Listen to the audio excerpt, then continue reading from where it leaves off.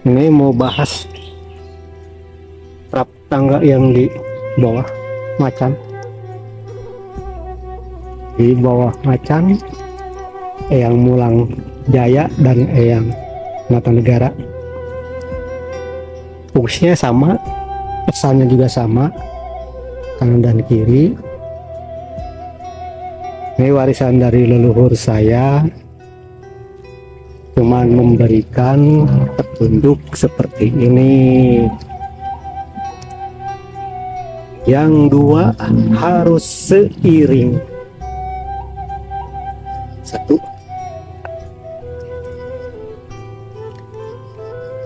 apa yang seiring?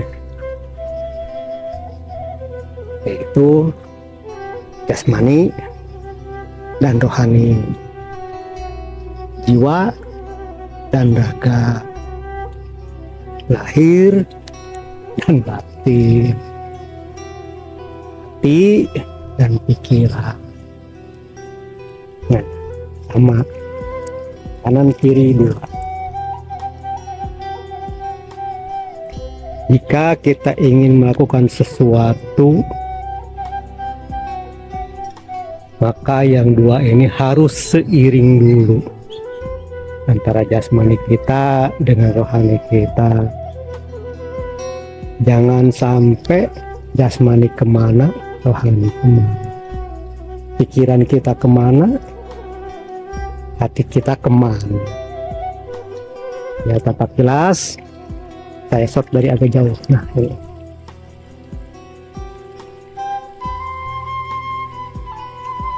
Di saat kita akan sembahyang pun harus seperti itu. Lahir batin harus seiring. Hati pikiran harus seiring. Jangan sampai di saat kita sembahyang pikiran kita jalan-jalan kemana-mana. Nah, ini yang sering terjadi di alam nyata. Saya kasih contoh. Di saat kita akan sembahyang, kalau di Islam namanya di saat sholat, jika kita takbiratul ihram, Allahu Akbar, langsung tuh pikiran kita lari kemana-mana. Ada yang lari ingat dengan hutang, ada yang lari dengan ingat kepada cicilan motor, cicilan mobil, cicilan rumah. Mata teh berarti pikiran kita belum seiring dengan hati kita. Padahal hati kita sudah niat, wisoli sudah niat, nawa itu, tapi cuma sebatas niat ucapan. Ini yang sangat berbahaya. Simple tapi nyelekit.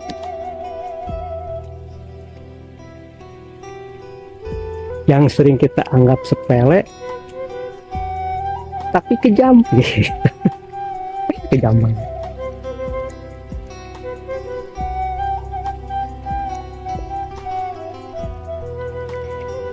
Kalau di Islam katanya belajar untuk khusyuk. Nah, ini di sini.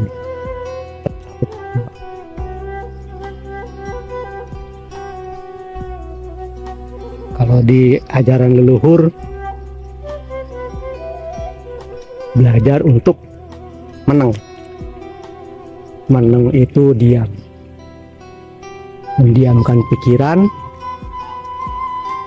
supaya suara pikiran tidak kemana-mana.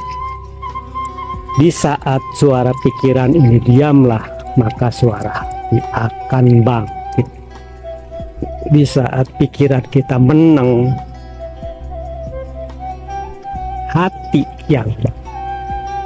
Sekarang tinggal kita muhasabah sendiri, hitung-hitung aja sendiri.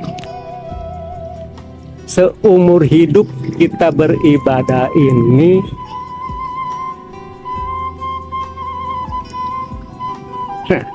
penampakan dari jauh ya.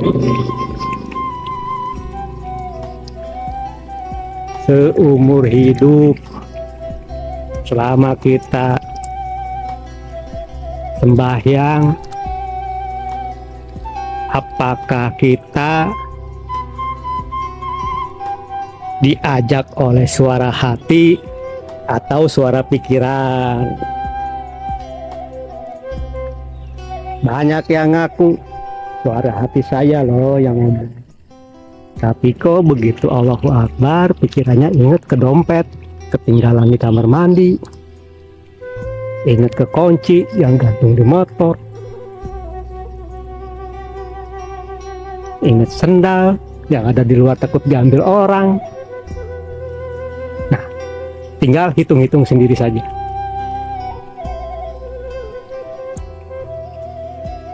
Seberapa maksimalnya nilai persembahyangan kita.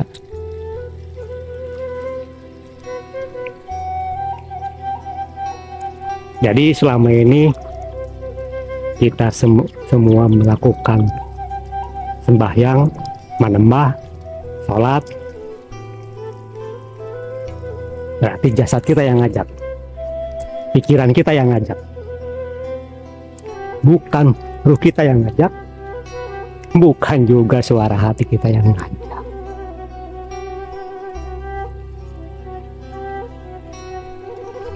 Seandainya nanti di alam kubur ditanya, apakah pikiran yang jawab? Oh tidak. Apakah jasad yang jawab? Oh tidak. Yang jawab kan ruh kita di alam kubur dan di neraka nanti. Yang kejam kan? Sepele tapi kejam ya.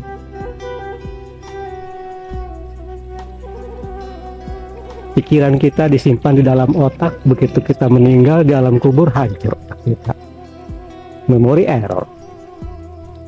Tapi kalau ruh gak akan mati, walaupun di alam kubur dihidupkan kembali, ditanya oleh malaikat. Siapa yang ditanya? Kalau ruh kita, bukan jasad, bukan jasad yang dibungkus kain kapan. Ini yang sering dilupakan dan terlupakan, dua seiring. Jadi mulailah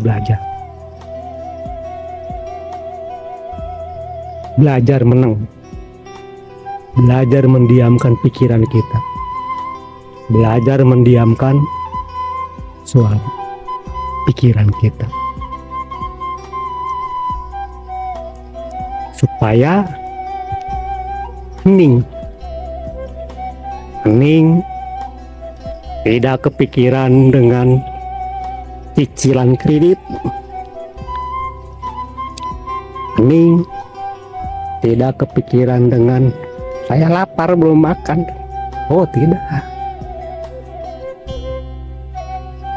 Di saat hening inilah ketemu dengan suara hati yang hakiki, suara hati yang sejati.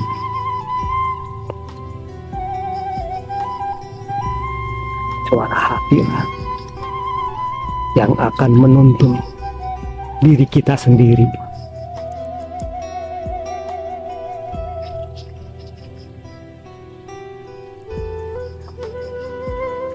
Dah, jangan dilanjut, terlalu kejam, terlalu sadis, terlalu ekstrim.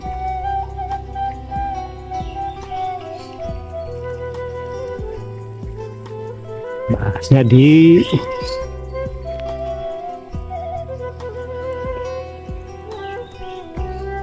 dikeluarin lagi, jangan dalam-dalam.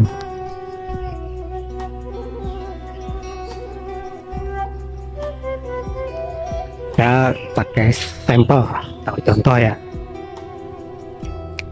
Di saat toa masjid ataupun toa musola berbunyi, Yang langsung menangkap suara itu adalah telinga. Telinga kita masuk ke memori otak. Memori otak langsung jawab, waktunya asar nih. Karena otak udah hafal, jam 3 lewat asar. Toa bunyi lagi, waktunya maghrib. Karena otak kita hafal, jam 6 lewat dikit tuh maghrib.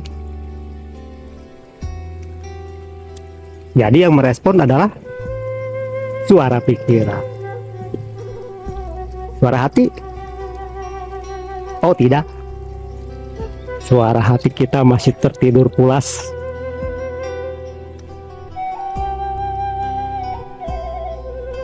Selama suara pikiran kita masih aktif, selama itu pula suara hati akan mengalah. Diam untuk diam sejuta bahasa. Dia tidak akan komentar, dia tidak akan merespon.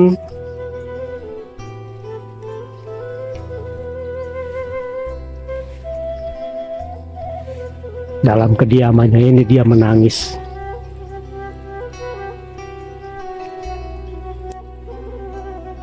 Menangisi saja ini dirinya kok begini.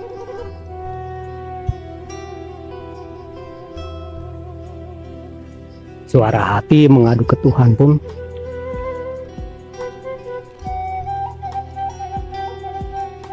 tetap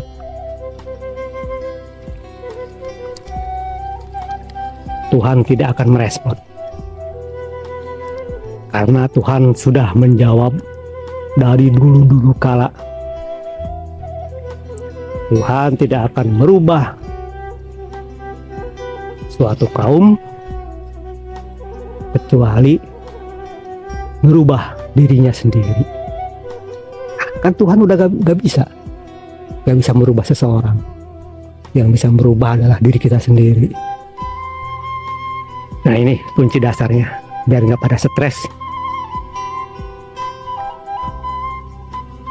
Perubahan. Pertama,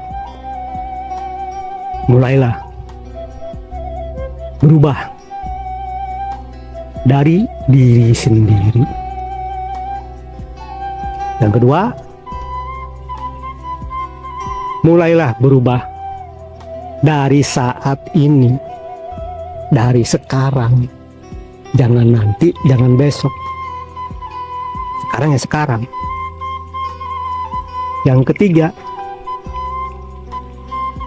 mulailah berubah dari sesuatu yang kita anggap sepele, yang kita anggap remeh, yang kita anggap ringan. Dah itu dulu cukup. Tinggal dipraktekkan. Berubah dari diri sendiri, berubah dari saat ini, dan berubah dari sesuatu yang kita anggap sepele. Oke, terima kasih. Sampai di sini dulu. Jangan lupa subscribe, like, komen, share, dan tekan loncengnya jika video ini bermanfaat. Kalau tidak bermanfaat, cuekin aja lah. Oke, terima kasih, dan terima kasih. Hatur nuhun.